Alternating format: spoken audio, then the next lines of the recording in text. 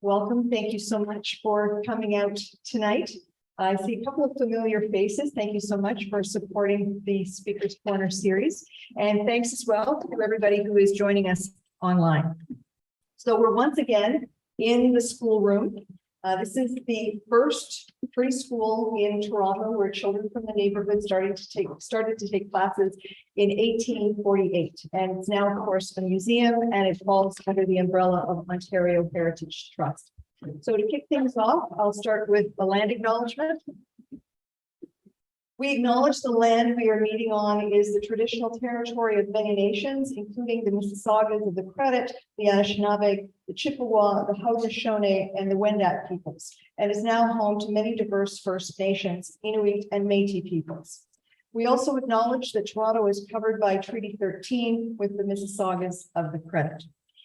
So, as many of you may know, this is the third program in our Arrival series, where we've been hearing stories from immigrants and refugees about why they came to Canada to start a new life. And our theme for tonight is overlooked and underemployed. Our host for this series has been this guy over here. We're very, very happy to have him, a writer and CBC Radio broadcaster, Michael Enright. Thanks, Al. Thank you. As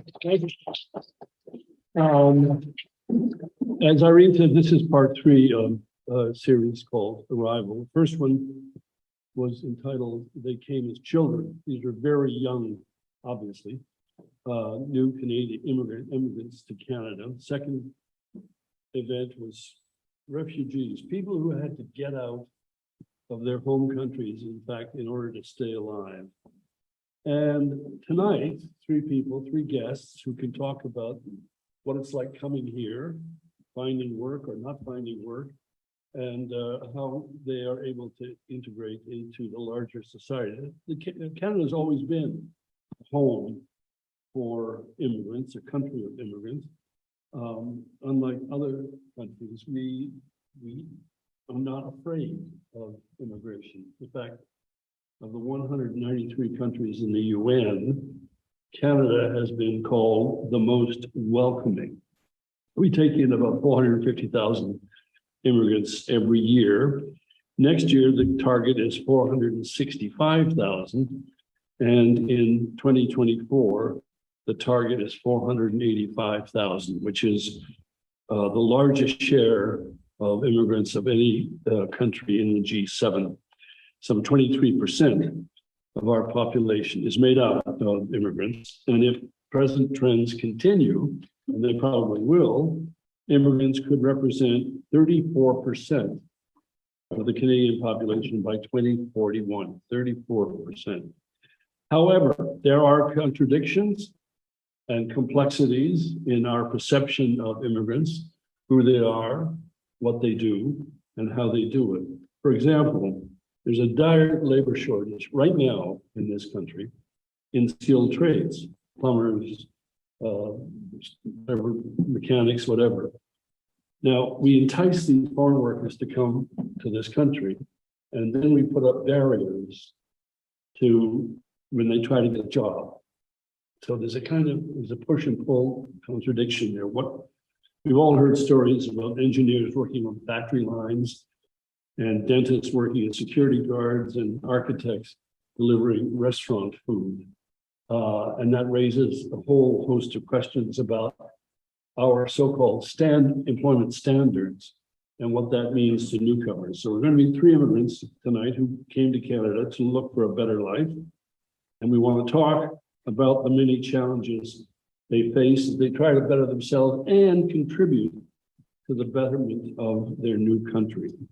I want to begin by asking each of you to tell us your name, when you came to Canada, and from what country. And I'll start with Dasha. Go ahead. Hi, everybody. So my name's Afshin, and I came from Pakistan. This was in 2013 as an immigrant physician. And I've worked as a physician in Pakistan, and I've been trying to jump hoops here in this country as well. And I'm happy to be here. Thank you. Mustafa. Mustafa Alio. I came to Canada in 2007 and came from Syria. My name is Boyda Gohar. I think I'm the oldest. I came in 1997 from Cairo, Egypt. From Egypt. I want to ask each of you about the moment when you decide to leave Egypt or Syria or Pakistan and to come to Canada. What was there one turning point? Let me start with It was a turning point for sure. It wasn't my decision, it was my husband's decision. And you were a successful lawyer in Cairo. I worked for a lawyer for a very short period. I was faced with racism for women in Egypt working as a lawyer. I'm a fighter, yes, but I cannot fight the system. So I had to give up my dream of being a lawyer, and I started pursuing other jobs, and I landed working at the end at the Canadian Embassy In Cairo. in Cairo Right. for almost 8 years. Really? Yeah, and So you knew a bit about the country. I knew a lot about Canada. Yeah.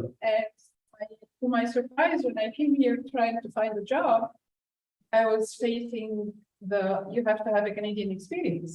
I was like, okay, I had a Canadian experience 8 years of it. for sure, but that wasn't considered Canadian experience for Canada. Let me stay with that for a moment, because Canadian experience is a code, isn't it? Yeah, For what? for not hiring you or for telling you that you're overqualified for us. So yeah. You've been told that. I wasn't told I'm overqualified, maybe once or twice, but like I was facing always, you don't have a Canadian experience, you have to have a Canadian experience. So what do you mean by Canadian experience? If you don't give me the job, I'm not gonna have a Canadian experience. And by the way, like it doesn't exist. It doesn't exist. I was told once, like, go work in McDonald's, you're gonna have a Canadian, I'm a lawyer, I'm not gonna go work in McDonald's. It's not gonna happen. So. Mustafa? I mean, it's just also one of the funny things. One day I was talking to one of our refugees coming, and then his answer was like, "What's your Canadian experience?" The cold is my Canadian experience. That's the one I have. There's no such a thing at work that called a Canadian experience. Like nobody can define it. It's just a way I think of being Canadian means being nice and not telling you the truth. In that sense, just kind of a way around it. But yes, I mean, today, every time I meet with a lot of HR people or employers and all of that, and then I struggle to have anyone to define what does it mean as a Canadian experience. Doctor. Yeah, I think coming to this country, I had a little bit of a different experience, I think, from refugees and other immigrants, perhaps, because we were basically thriving in Pakistan. It wasn't like we needed to run. And we were in a fortunate sphere where we had the education, we had a house, and we had some helpers as well. The only thing personally I was looking for was education for myself and education for my children. And because of the complexity that some countries have with riots and clashes, that did not seem really material. It didn't seem like it would materialize the way we needed to. And Canada being really welcoming, we got the opportunity, we came here. My story basically begins after I came to Canada. And before that, I would say I'd never experienced discrimination in my life. Even here, amazing people. And probably we'll get into this a little after. But I think, again, the piece that everybody's talking about is the Canadian experience, which I would not have if I didn't have a license. But your intention was to be a physician in this country. Absolutely, to retrain and get higher training as well, and then be able to serve, because medicine is a passion, and I think the only thing I'm hardwired to do is medicine, and make sure that I can serve people. I still long to get into that. Was there a sensation in talking to people that, well, you may be a doctor in your country, but in this country, you're not qualified? Yeah, there are nicer ways, polite ways to say that. Yeah. So basically, I'll tell you a very specific small example. To get into training in our country here in Canada, for a physician, they need to jump multiple hoops. I'm just going to talk about one.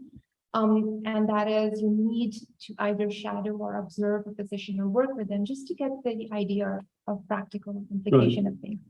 Now, even if somebody finds their way into observership, when you get into the residency application, it clearly says that observership is not counted as clinical experience, and we would appreciate recent clinical experience to be able to apply. It's not counted as Canadian experience. It's not. I want to move on, but you met a doctor early on. You came to Toronto, I guess. Eh? Tell me about I that. came with a lot of aspirations to do my exams and get in. And I did not know any physician here, absolutely. So the first time round, the first immigrant physician that I met was driving my cab. The doctor was driving your taxi.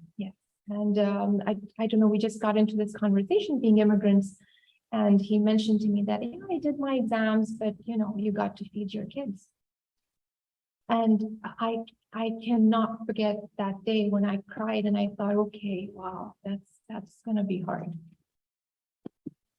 Mustafa, what was the psychological impact of abandoning your career really in Syria and deciding to move to Canada? That must be a wrenching experience. I mean, not only the physical thing, but the psychological, the existential thing. I think early on, I didn't know about Canada. There was a funny story because when in Syria, being able at a very young age to work in a very reputable company and making good income, but I know at this point, like that was the limit, and I wanted to do more, and then I had an exposure with people with a little bit more international experiences, and I just wanted to go and then do a master or MBA at this point. That's not going to happen. Often when people in the global south or other countries think of an MBA, they often UK or US are most prominent kind of schools that you know about. And it's been really difficult to even apply or figure out the application process and all of that until one day, one of my mom's friends was like, why don't you go to Canada? I was like, no, I want to go to a country that speaks English. And I was like, Canada is one. Like, where's Canada? Like, next to the US. And literally, that's the first time I knew about the country. And then even him was like, go to Toronto, go anywhere else. And it just after that, it was the idea that also another friend of the family that had their kids studying in Canada and then came and told me that the process has to apply to obviously an English school because I cannot speak a word of English at this point. That wanted to come and did the visa process, and my mom had to take a loan, and there was so many things just kind of to come, and that was the initial thing. Do you remember when you decided to come to Canada, were you aware of that there might be barriers here to working in your profession? Were you aware of that? I wasn't aware, no. I knew that I can evaluate my degree and then apply to see if I can, like how long I'm gonna be studying. And I did, and I contacted the University of Toronto, and they told me, yes, you can, with your degree, you're gonna study for 2 years, but it's full-time. Full-time. Full-time study, like studying law is not a part-time. I was hoping that I can do it part-time because after coming, I was already pregnant with my first child. And we had to feed ourselves and the child. And and then I looked into how much it's gonna cost me. And I discovered, of course, that it's not only the 2 years. It's like I have to finish the 2 years. That's gonna be my bachelor degree. And then I will have to go to something else for like another 3 years. Well, wait a minute. You had a degree in Egypt. In Cairo. Was it a BA or what? A BA, a bachelor degree. But they said you still have to do 2 years because the law it's totally understandable. It's a different law. We studied the Napoleon law, the French law. It was the Sharia law. Sharia, but it's also common law, isn't it? Egypt? And we have common law, yes, but Yeah. it's only one subject. It's not Yeah. like, and here I have to study the Canadian law, right? And everything like all the kind of law and the criminal law in Canada, it's totally different. So I have to study all this in order to have the actual bachelor degree. So how long was this going to take? It was going to take me maybe 5 years or more to be able to do the bar exam after, and then work in a law firm in order to get experience, and then maybe after that being like a lawyer like everybody else. I know from personal experience that law school is very expensive. It's very expensive. It was going to cost me maybe 100,000 to finish all this. And what was your immigration status at that time? Were you a landed immigrant? Yeah, no, You were landed. I did all because I was at the embassy, so I knew Right. how to apply and how to get everything. How did you meet the challenges that you faced? Was it harder than you imagined, Mustafa? I mean, coming initially, yes, it was definitely much harder than imaginable. I think even to Huwaida's point, before coming to Canada, there was the picture is very rosy picture. It's kind of been an easy and like 2 years and things will happen after. There are like tons of schools and all of this, but then come in, and that's where you start being hit with reality. Who's painting the rosy picture for you? Is it officials or people? It's a combination. So it's official Canada as a country that welcoming the immigrant, and it is welcome to immigrant, but also remember that it's controlled by an immigration business. So a lot of consultants and lawyers who want basically you as a client, and then you come and you pay the fees for the applications, and then for them to make it easy, then they always wanted to paint that rosy picture about the country. They don't kind of say everything about the real challenges or the struggle. Maybe that comes intentional, sometimes it's unintentional because even they don't know about those kind of struggles. Like someone who, I'm just giving an example, like someone who already, went through the school system and had their degrees, or whether kind of an immigrant consultant and have to work. So maybe they haven't faced, they don't know much about how an engineer or a physician or all of that. But to them, it's a great country, and it is a great country. So I don't want to basically dispute that. But it just the process, the integration, the inclusion process within the country needs a lot of rethinking. Now you were in a particularly, I'll say, weird situation. Pardon me, coming from Syria as an international student, right? And then you were here, and then Syria exploded. Yes. And they wouldn't take it. You couldn't go back, and you couldn't stay here. What was that? Speaking of schizophrenia, what was that like? So I come from a city called Latakias, right, on the Mediterranean, and this is the city where the Syrian regime is from. So a lot of supporters in there.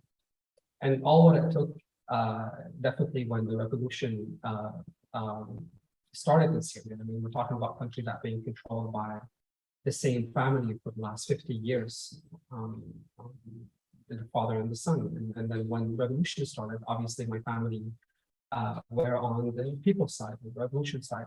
And really for me, kind of like everyone else, being on social media and writing. But then at one point, all what it took is just me writing a blog in Arabic. And then the blog was just comparing Syria in the 50s all the way to Syria in 2010. And the reason why I did it in 2010, because it was a year before the revolution. Because a lot of people say, oh, like Syria was complete disaster because of the revolution. And then what happened after that? But it was like, okay, fine. So let's just compare from the 50 onward to the 2010 from economic perspective and all of this. And that alone was enough for, I get a lot of threat at this point. I got 2 calls saying, don't even dare to come back. And until today, I have actually a threat on my Facebook page from 2011 saying that if you ever come back, the military will just come and take you like right away, or even potentially kill you. And I asked my dad at this point if he can go and just ask whether he can get me what we call it kind of a clearance set of police. And he went there, and then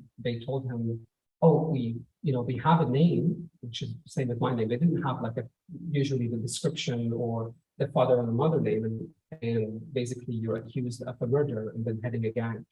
And there, so obviously that happened after the threat, and I couldn't go back at this point. So you were in a situation where Canada didn't take you in and you couldn't go back. So you wrote a piece in the New York Times describing that. And at one point you said, I should not have had to try so hard to prove my worth.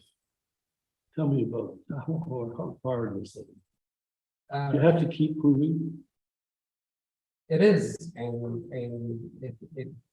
it was very hard when you live on a daily basis, on every minute you feel that you're worthless to the country that you were born in, but at the same time to the new country because you have to prove yourself on a daily basis. And getting so much and proving this, then you have to get so much into work, and that's what I've been doing, just trying to help and getting immersed into supporting others and trying to prove the worth to the new country I'm in. But then along the process, and that's where I realized it was too late, that I lost so many friends and I lost so many loved ones in so many ways, and I lost my own like self-care in so many ways, and I think that was the regret. Sheen, what obstacles you faced? I think I would echo what Mr. Fajit said. I think in terms of medicine, it's a very specialized field. You need to upskill yourself constantly. And I'm just going to simplify for everybody what I have assumed. And I still think to this day, 3 important things that physicians need to really perform and provide standard of care. So I think one is evidence-based medicine that is related to guidelines, whatever's changing constantly, research and everything that's coming up, right? And then there is the second piece, which is clinical gestalt, which you can only find out if you are practically working in a hospital or an environment and you see the demographic, you tend to understand what the patients are coming with. And that too is going to be different from the rural perspective and the urban settings. So that was my second thing. I thought that's another barrier I have to encounter. And the third one was the physician definitely needs to have compassion and empathy. And I guess that I thought I was okay with. I would take care of that. And again, these 3 is just to simplify and take it with a grain of salt. I'm an immigrant. I call myself an immigrant baker because that's how I started off.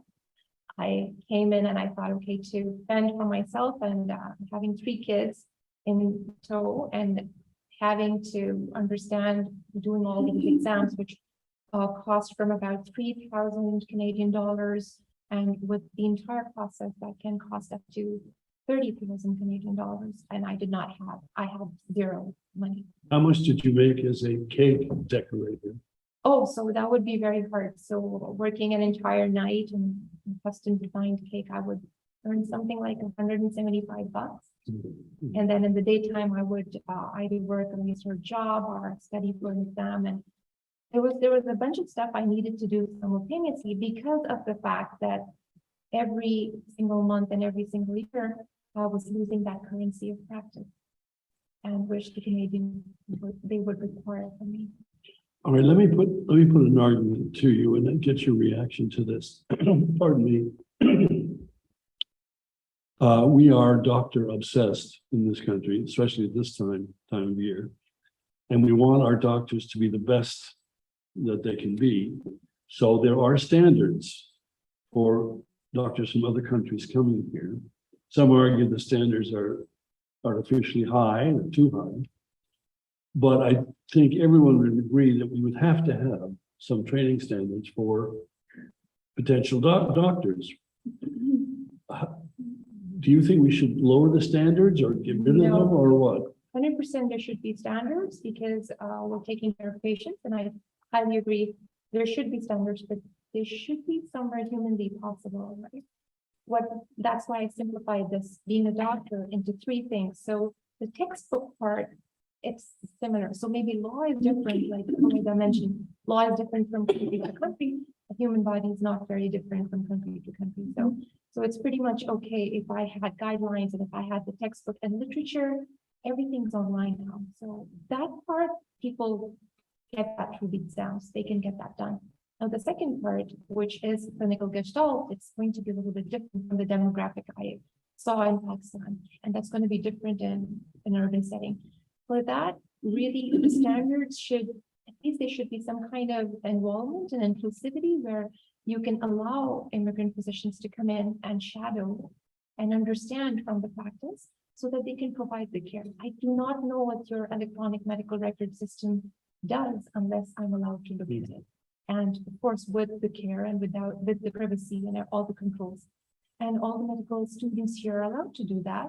And I guess it's a little bit a fairness issue that you would not allow us to have that observership or shadowing experience and then ask that experience of when they're applying for these training positions, basically. And I think having that standard, I do agree, but it should also be a little bit more fair in terms of like when you do graduate as a Canadian, you don't have to write exams. So if I'm coming from a country trying to prove myself, previously there were 4 exams we needed to get through. Currently there are 2. And I don't know what happened to the other 2 exams. Basically, I paid probably $6,000 or so, but they're nowhere there anymore. And I don't understand how it keeps changing.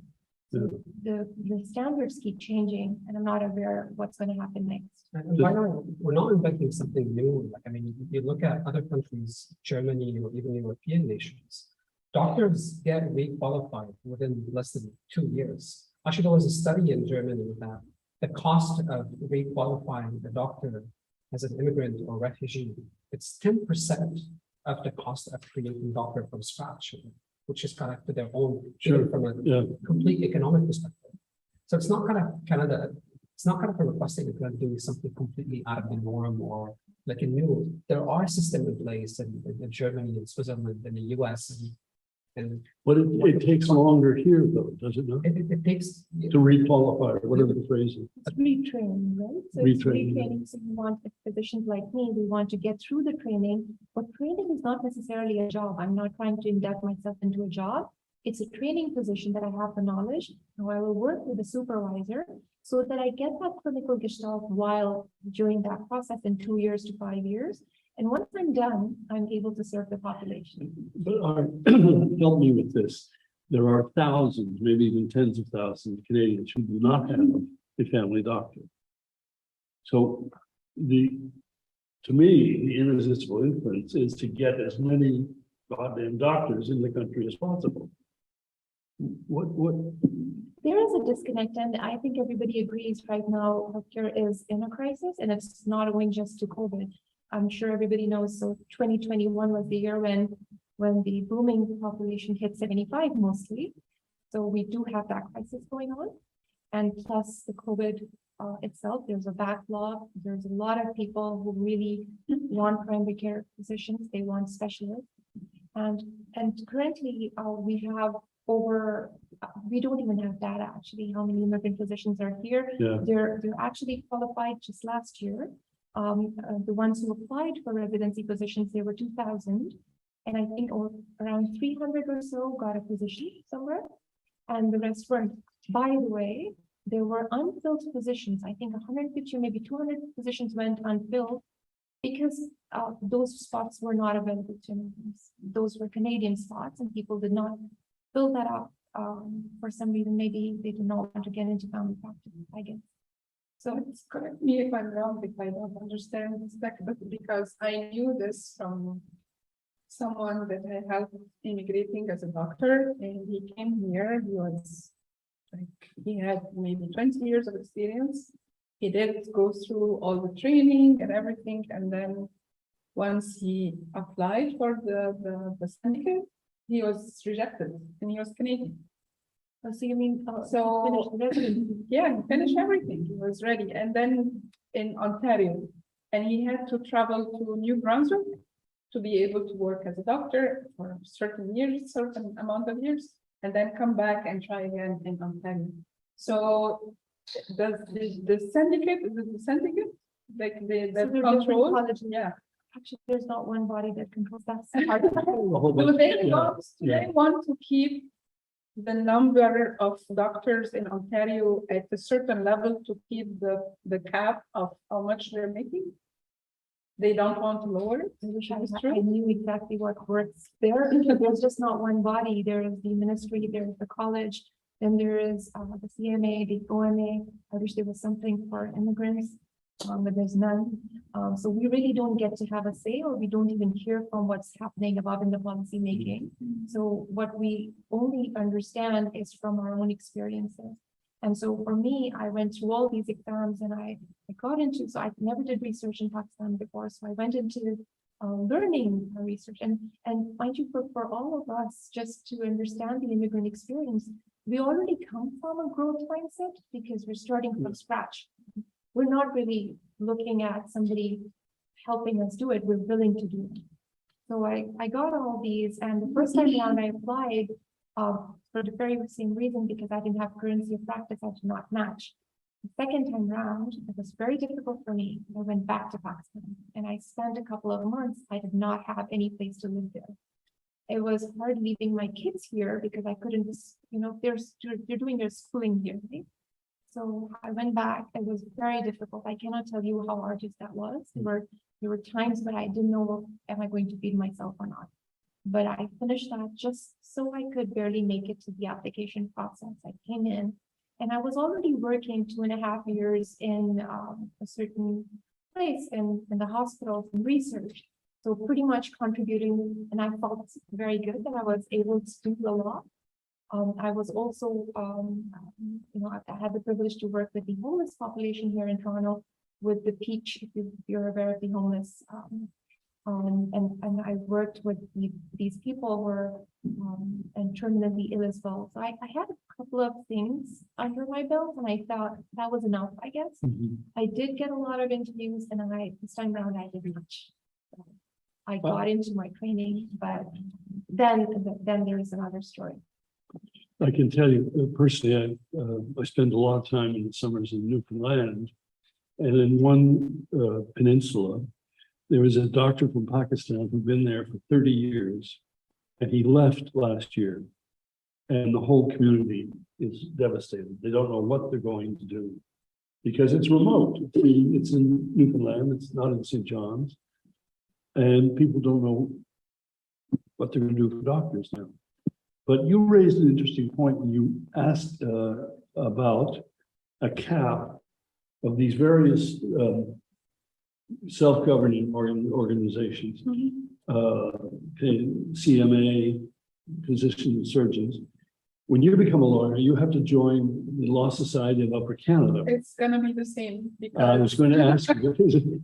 because I work with the Department of Canadian Heritage, and to my surprise, when I started, maybe 2 years after I was with them, one young man joined us, and he said that he finished studying law and he went through all the hurdle of studying everything, and he couldn't get in. So he had to find any other job. What was he told?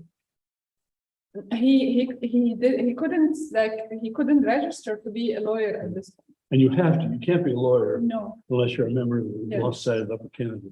And I was like, if this guy who was born and raised in Canada and he can't get in, am I as an immigrant gonna be able to do it? So I was still having the dream of like working as a lawyer at this point, but after seeing him and talking with him, I was like, that's it, I'm not gonna do it.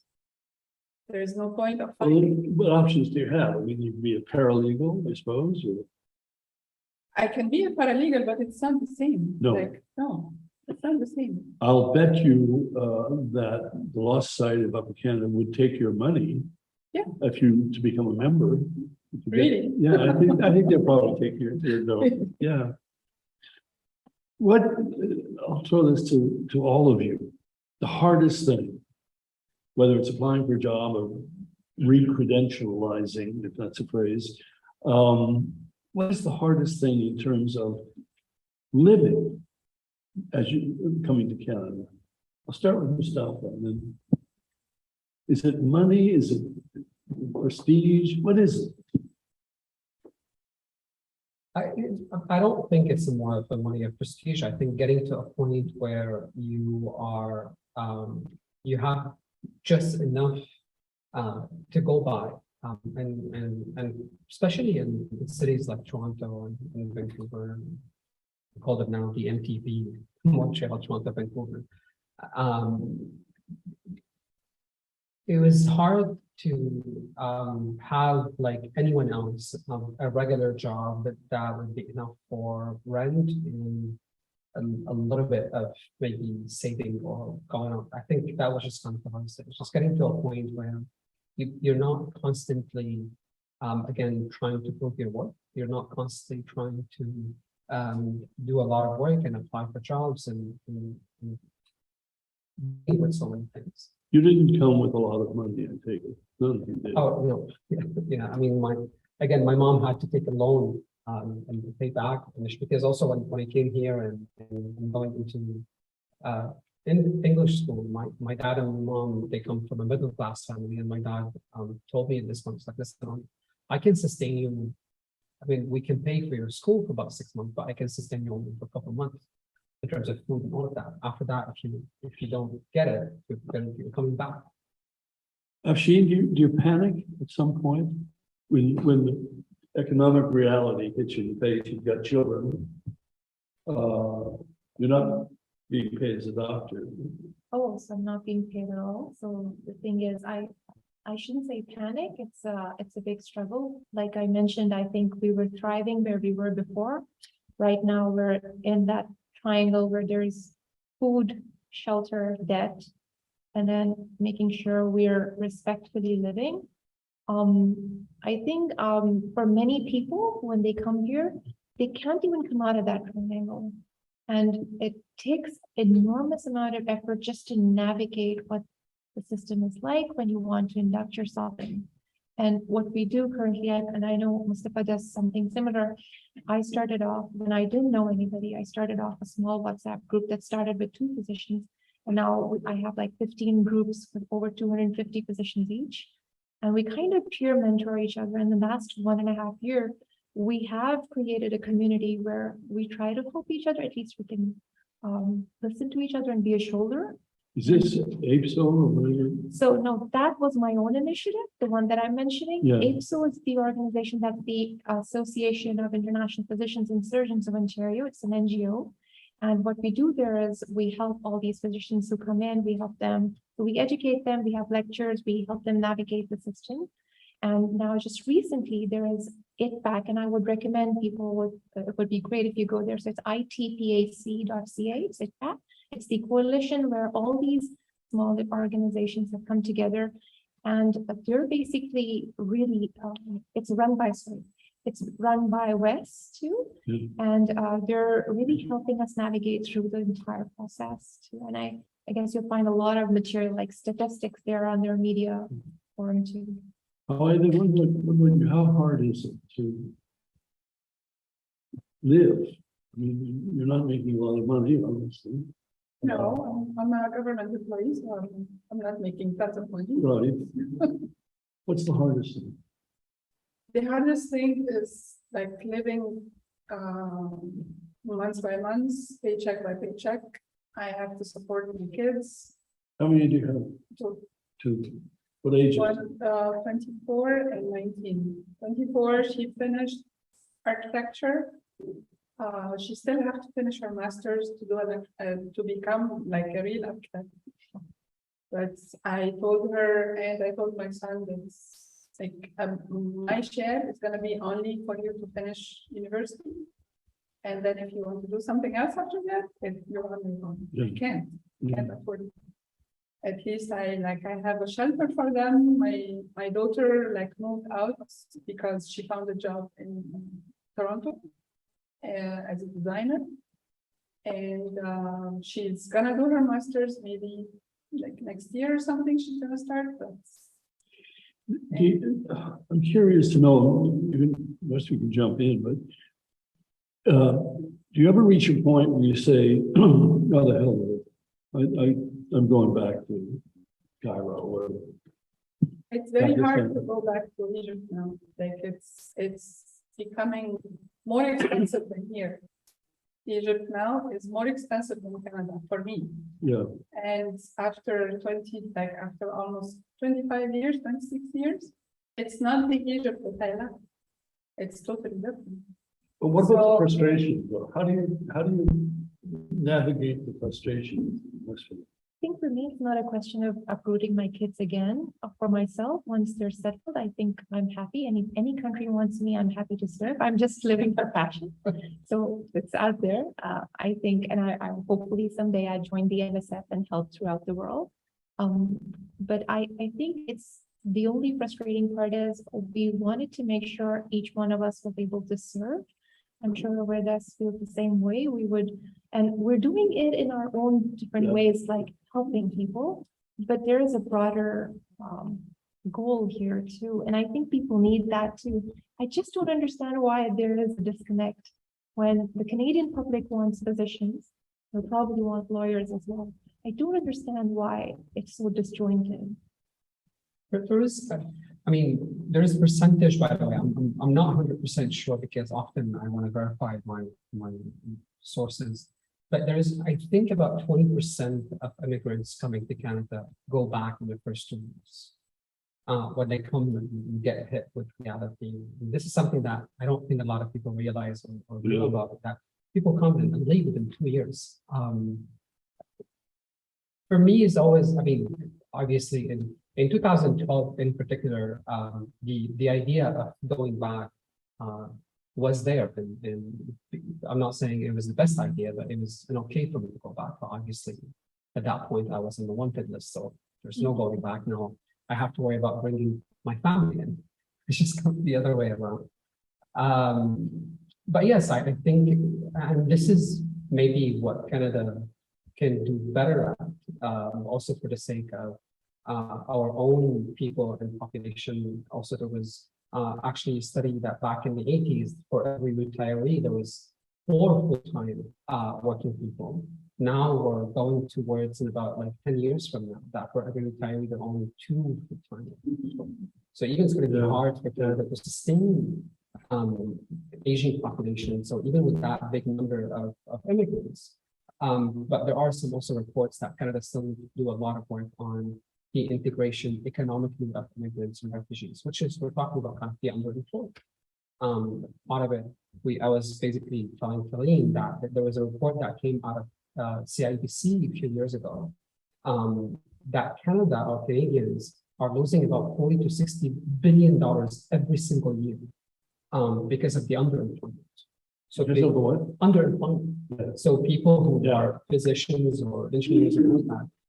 And we're talking about 40 to 60 billions a year. This is an amount that actually can be felt by every single person if Canada and the officials and all of us can actually work toward the better or reducing them and better outcomes. The problem is that immigration is not designed properly. That's my view. In what way? Because they're saying like this is how you should be applying for immigration. This is how you this is the qualifications that we're accepting, and you pay this amount of money, and then when you come here, they just throw you in the ocean. And there's nothing else. Like you have to find your own job, you have to find your own place to live, you have to, and of course, the immigrants are gonna think like, okay, I'm gonna go to Toronto, or I'm gonna go to Vancouver, or the big city, because this is where I'm gonna find work. And this is wrong, because there's a lot of places in Canada that are underpopulated.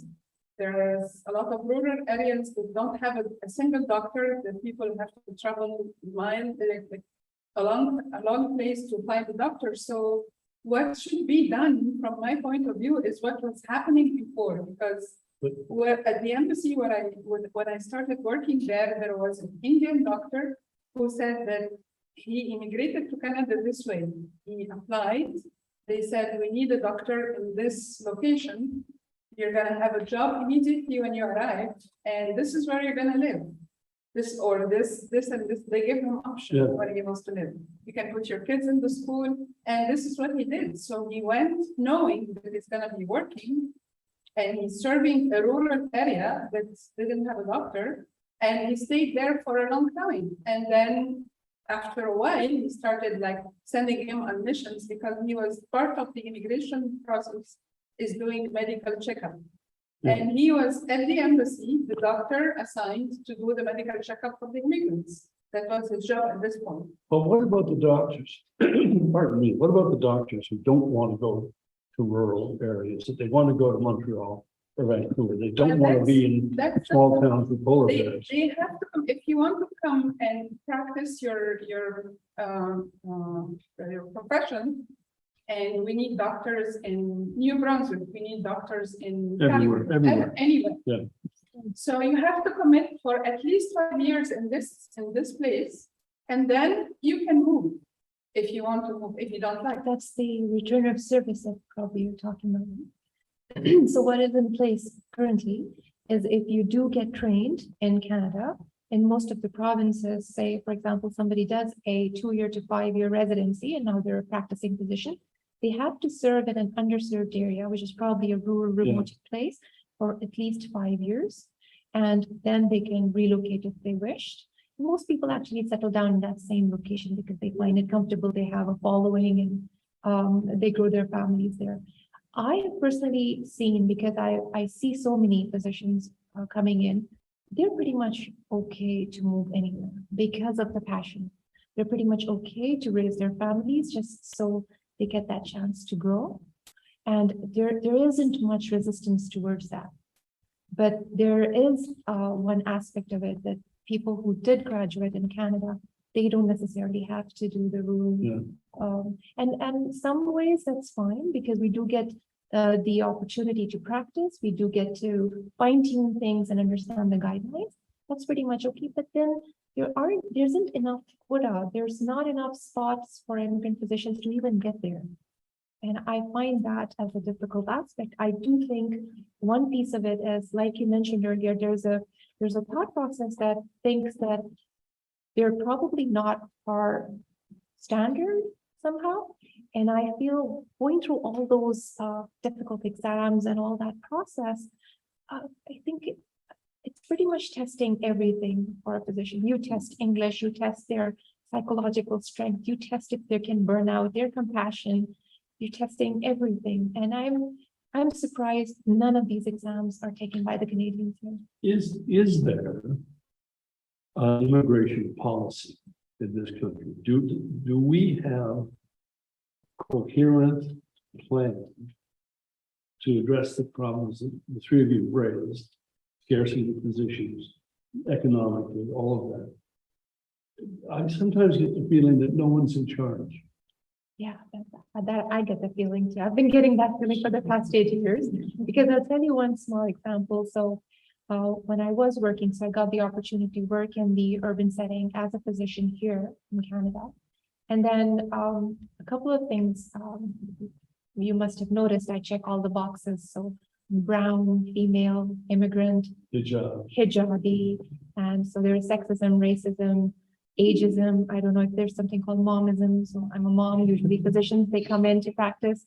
They're not moms. They don't have 3 kids. That's a big thing. And of course, me being an immigrant, I come with a family. I come with responsibilities, and I also come with a lot of experiences in the past.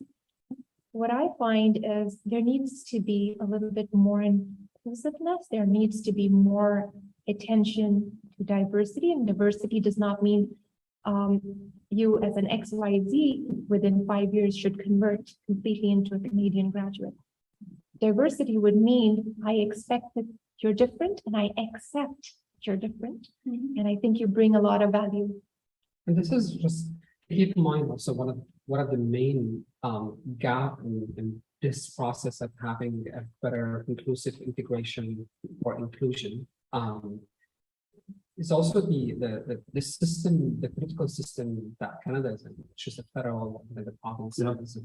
And then within the provinces, there are municipalities and the bodies in each of those provinces. So even if you want to move from, I don't know, like Ontario to Alberta or to Quebec, you still have to re-qualify in a way. Like it's a bit easy, but still there are different bodies that you have to be accredited. Which also at this point, you know, there are some calls on some positions, for example, to be just it's within the federal that they acknowledge this. You don't have, like, even as a Canadian, you always like as a Canadian, but actually a Canadian doctor in Ontario is not a Canadian doctor in Quebec. There's no university, He's not a Canadian doctor in another province. Yeah, like, not a university license. Could you get a job as a doctor in the hospital with a good job in Quebec? First I need to go through training. I would do everything to get a job for sure. Including not wearing the hijab? So not wearing the hijab? No, I think that this represents me being somebody passionate for education. I think that I would be wearing hijab. I want to, maybe we can finish on this, but I want to get a sense from you about your feelings about citizenship, what it means to be a Canadian. A couple of weeks ago, we had a municipal election in Toronto. Voter turnout was 29%. That's the lowest in the history of this city. Voter turnout has always been anemic across the country, 30, 35, 40%. When you realize that, what do you think in terms of citizenship about what the rest of us should be doing? I'll take a first stop on this. One of the article I wrote, it was actually comparing Canadian system to German system. And I thought about inclusion process. If you think about it from 1 to 10, I would say that Germany was doing great from 1 to 8, doing horrible job from 8 to 10, which is kind of the citizenship. And at that point, the article was like basically citizenship is the ultimate prize. I think Canada is doing a horrible job from 1 to 8, doing an amazing job from 8 to 10. But that 8 to 10, which is a clear path for citizenship, is what making contributing also to the image that Canada has and why still people want it to come here, regardless of this. I mean, the other aspect of it, I especially from my personal experience, I hope that people do practice votes. I'm someone who lost my dad and many of my friends and family because the right of vote, because no one have a right of vote. And sometimes just kind of it killed me. I got my Canadian citizenship just a couple months ago, like a month and a half. And it kills me when I know people have that right and don't practice it and they don't understand how precious it is. Well, let me ask you how I did that. I mean, you're going through all of this to better yourself, and children's lives and so on, but also to help the country. I mean, I suppose it's arguable that we have enough lawyers, but actually my son's a lawyer, so I've been very careful. But when you see that the rest of us really, we can't get off our ass to even vote, and you're going through what you're going through, how do you respond to that? I didn't vote too. I didn't go to vote because and I will tell you the reason why, because I need some stuff to be done for my kids. I'm not gonna be here in like 10 years, 20 years, I'm gonna be gone, but my kids are gonna be here. And I have been very, very eager to vote every single time there was a vote for my federal, municipal, city, whatever. And I take my kids, they come with me, even if they're not at the age of voting. And then when they were at the age of voting, you have to go, you have to vote, you have to do this. What do you think? We talk about it. But lately, I don't feel that my vote is gonna do anything. I don't see, and I work with the federal government, yes, but I have to say it, like the government is not helping us. Like everything is going up in price. My kids, what they're gonna be doing? What happened during the 2 years of COVID, like the amount of money that was paid for everyone, my kids are gonna pay that. They're gonna pay for it. So voting, is it gonna make a difference? I started to lose hope. And I don't know, it will make a difference. Even if you go on that, you abstain, because even abstaining, it would show The vote. it's a vote. It will show that people are willing to vote. It's just that they don't have a party that represents them, or they don't have policy that represents them. And hopefully that would lead to the creation of new party, to the change of this. But it is, But it you will, hear a lot of like beautiful words from everyone who wants to be in on the gym. And then what happened after that? They start very strong Go back to sleep. and they go to sleep. Maybe they're doing what they need to do for the beginning of their like term, and then they have to follow certain policy. I don't know where it's coming from. And It's true. I do see that she has such a strong point here because even just to vote, I'm thinking of myself and just putting all of this in my shoes, thinking if I'm a physician, if there was any party actually who would prefer that an immigrant physician would at least come on the table and discuss whatever's been happening, and if they have something to say, I would be really willing to see some kind of change there. But I do believe that's not part of the agenda here, at least till now. There are 2-3 things that we should be thinking of. One, I think, I'm thinking of the immigrant physicians. They should have a seat at the table, at least some bit of say in the healthcare system when the policies are being designed. There should be some transparency around it. Second, I do feel because people are not talking about healthcare, that's why I kind of took it to the doctor's circle. And the second thing I'm feeling is these immigrant physicians or nurses who are coming in and they're talking about deploying them on the forefront. I feel to integrate them, they should also have a fair right to appeal, because you can't really throw somebody out to firefight and not have a right to appeal, a fair right to appeal. And lastly, I think everybody needs, all of us inclusive, we need to do a better job in trying to make sure these skilled workers can thrive more than just survive, because right now I'm surviving and I think we can do that. We want to make sure we're able to do much better than that. For a plumber to make a house call in the city, it's $85. Sorry, say that again? It's $85 for a house call for a plumber. Yeah. Yeah. I'm not sure the plumbers union wants a lot of immigrant. Should have learned plumbing, honestly. Yeah. Better than baking. you're agreeing. I'm sorry, what? I got someone to fix something that happened in the electricity. He just took like 5 minutes, and I paid him $75. That's a skilled worker. For sure. Yeah. Well, it's wonderful to hear all this, but it's somehow a bit depressing too, that we could be doing more. I'd love it when the time comes, and it will come, when we have an immigrant prime minister. That might help things a bit. But thank you. Now stick around, we've got some questions. People online are sending some questions, and there's probably some questions here in our audience. This first one, I guess, is for everybody. Are Canadians as welcoming as we think we are?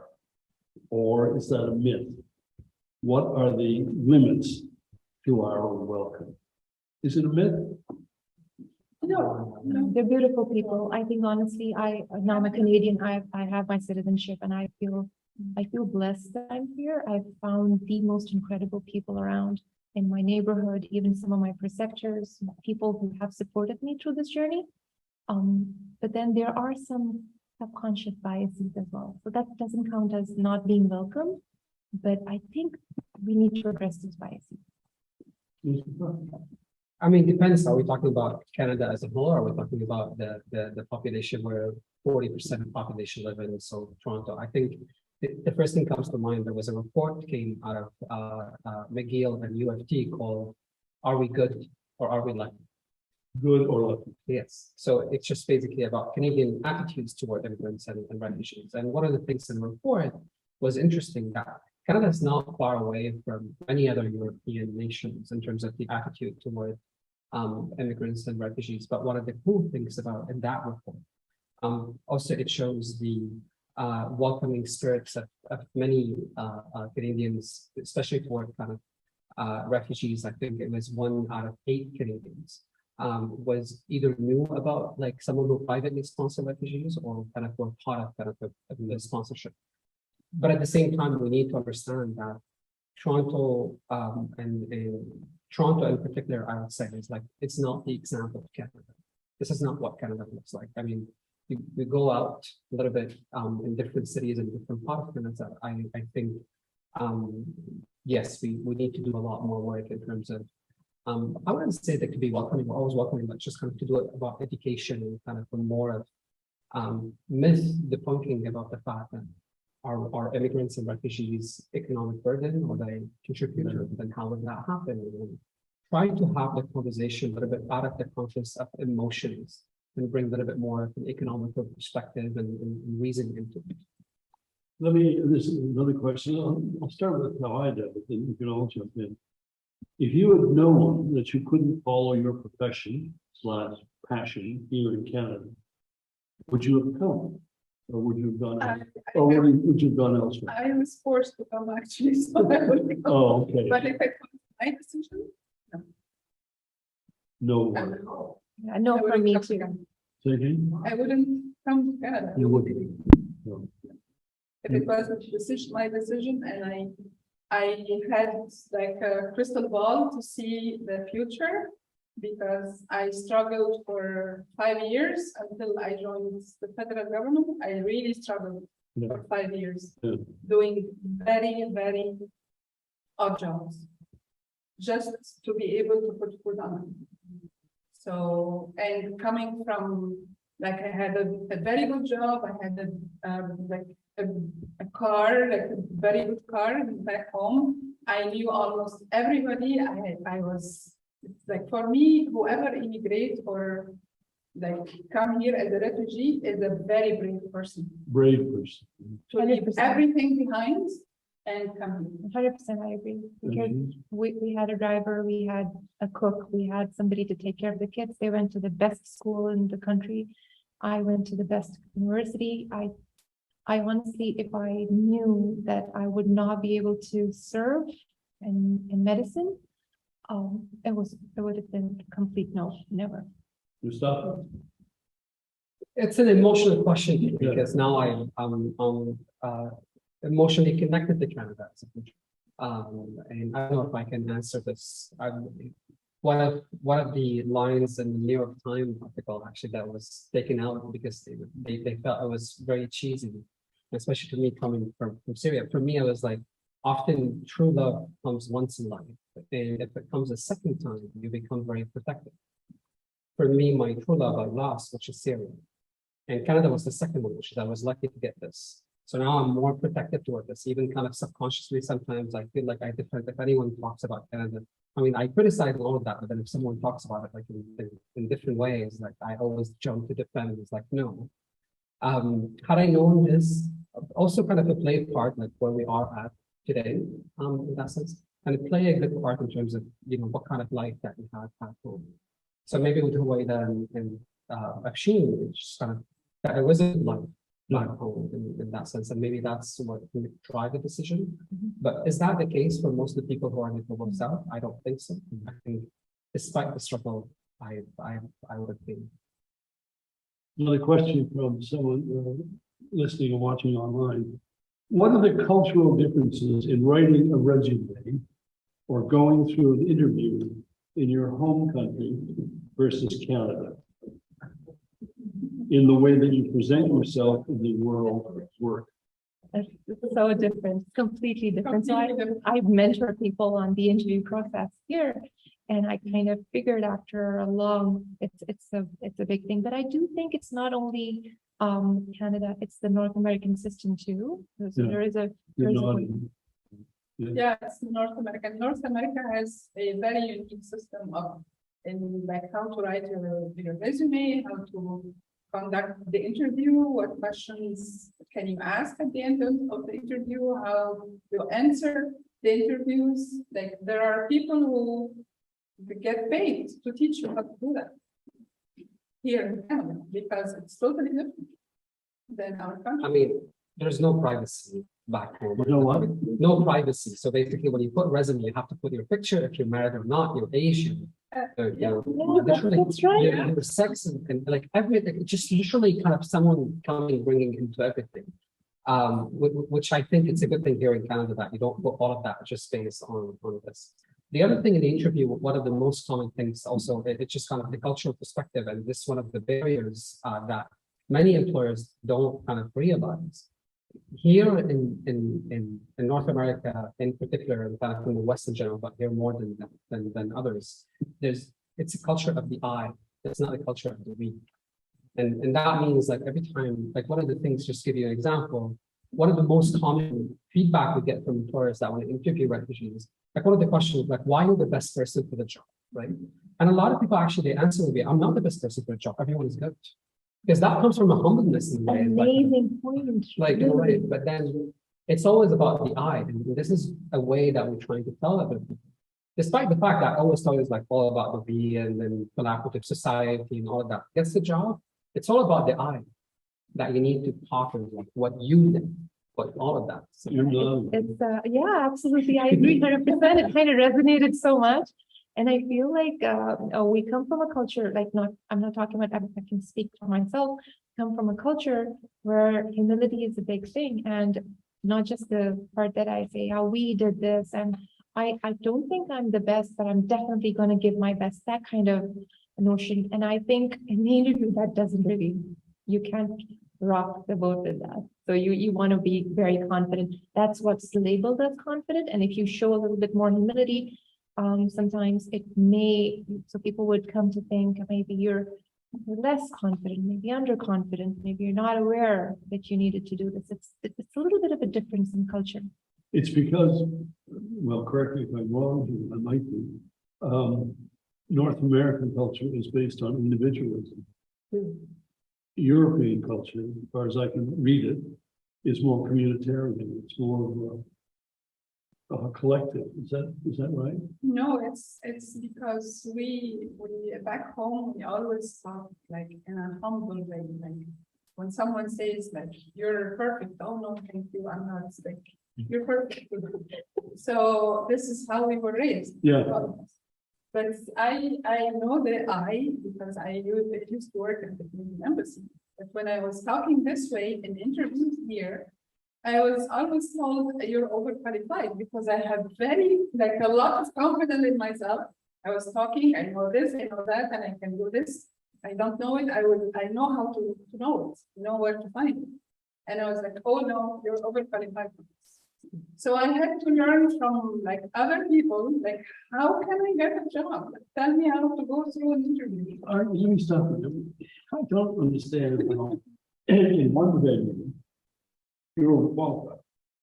I was always overqualified. But in another, you don't have the qualifications. In a lot of, I had to change my resume like 100 times. And every job, it had to be in a certain way, like, and the wording had to change for any job that I have to apply for. It's not only one resume fits all. It doesn't work this way. Because when I put everything that I know and like that I am bilingual and I have a bachelor degree and I have such and such and such for just a small reception job, when they see that, no, you're overqualified for the job. You can't take it. Or you don't have Canadian experience. And just like for this question, I want to mention something last is that also here is about the resume and the interview. There was also a report that came out of LinkedIn that in North America, more than 80% of jobs happen because if someone knows someone, not because if you apply, but you have a resume. So this is also the other things that were, that person asking the question to encourage a lot of people, and that's what we're trying to say, is that to build that network. And it's all about networking, it's all about people knowing people. It's not kind of a resume or interview or all that. There's a little coffee shop I go to every day, shopping mall, and there's a security guard, a seat. And always been curious as to how long it takes to do the turbines. I don't know why, but it's about 25 feet long. And so I asked the guy today, how long does it take? He said it takes about 7 minutes. And I said, you learn as a kid? Yeah, I was a little boy. So he's an engineering student. And he's a security guard in the mall. All right, here's a question again. It comes from people online. What can we, all of us who are hearing your stories, do to help affect change? Doc? please help immigrant doctors, really just bring them to the table where we will have at least part of the solutions that people are looking for. I know that the taxpayer wants to have good healthcare. Maybe privatization is not the only solution. There's a lot more solutions out there. And I think we're willing to work with the system and really serve. We have the passion. And on that way, I would really recommend people think about transparency, having the right to appeal, and yeah, it's just be inclusive. That's all. I dream of like the immigration, the Ministry of Immigration makes consultant, like makes like a committee of immigrants and ask them, how do you want to how can we fix the immigration system and how can we help immigrants? Just get ideas. And from these ideas, and from these ideas, like you can put a new system for immigration that's gonna help the new generation. There is no point of getting 500,000 people here, and they are all gonna be condensed in Toronto or Vancouver or Montreal. It's like, no. And not have doctors. And not have doctors. Sorry. All right, thank you. These are questions from people online. Anyone here in the audience have a question or two for our guests? Yeah, right here in front of. Well, I was thinking about, I wrote a paper for Concordia University, it was in the 70s. But Mr. George Williams. pardon me? Is it Sir George Williams then? Yeah, Yeah. that's the one.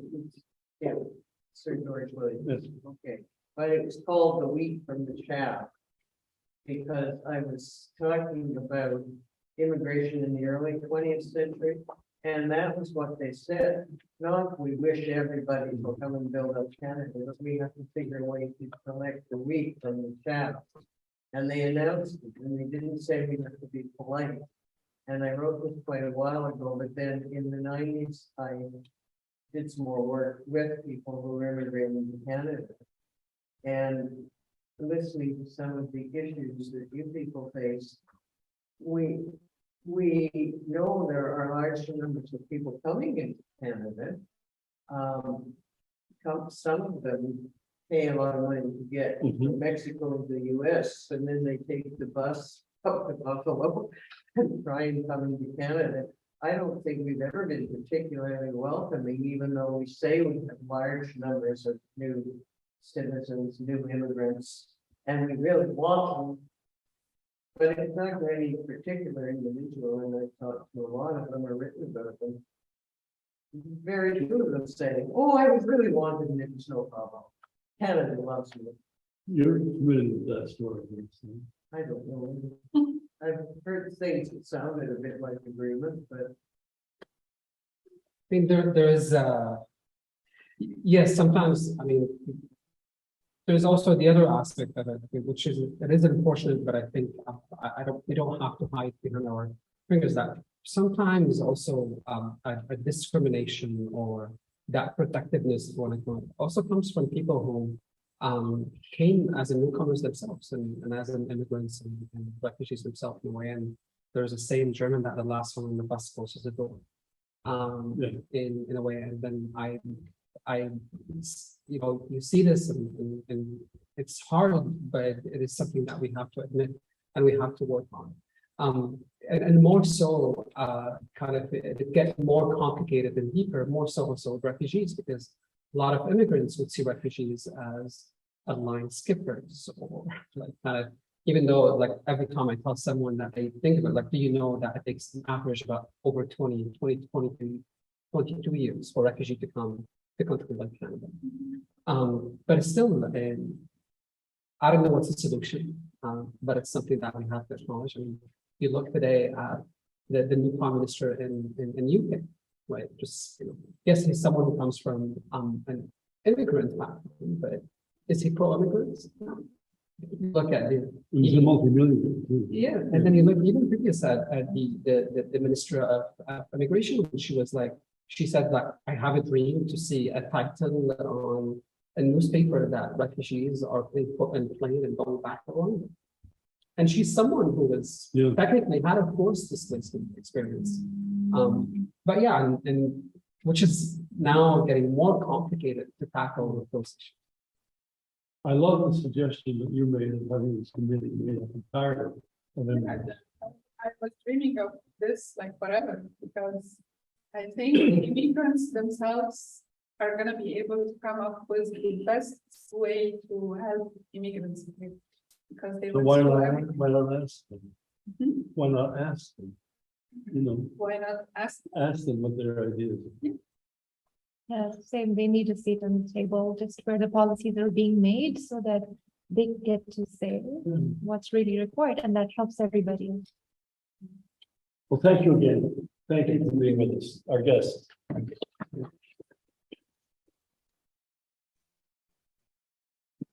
2 weeks tonight is our fourth and final panel. And the focus is on immigrants who are in danger of being kicked out of the country and sent back to where they came from, which is very interesting and something that faces a lot of people. So we hope you can join us. But you people were just extraordinary. Thank you very much. Thank you so much.